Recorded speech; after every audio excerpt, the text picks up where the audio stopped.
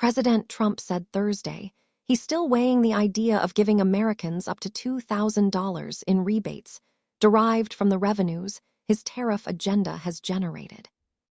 Trump's proposal to share some of the hundreds of billions of dollars the federal government has collected since he slapped foreign nations with steep levies in April comes, as the Supreme Court is slated to hear arguments in a case next month that will decide whether the president has the power to impose such sweeping global tariffs. "They're just starting to kick in," Trump said of the tariffs in an interview with One America News Network. "But ultimately, your tariffs are going to be over $1 trillion a year." What does he plan to do with the money? "Number one, we're paying down debt," Trump said, "because people have allowed the debt to go crazy."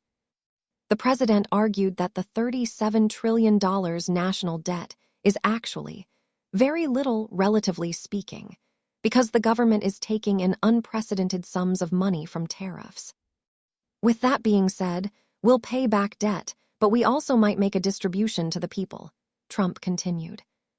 Trump described his plan, which he's floated before, as a dividend to the people of America. "We're thinking maybe $1,000 to $2,000. It would be great," the president said of the size of the checks Americans might get.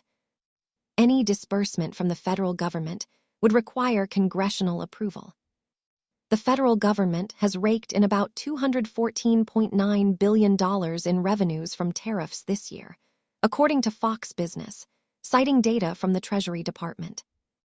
The $31.3 billion in tariff revenue collected in September, however, was $73 million less than the August record. Treasury Secretary Scott Bessent has repeatedly said he expects the U.S. to generate at least $300 billion in tariff revenue by the end of the year.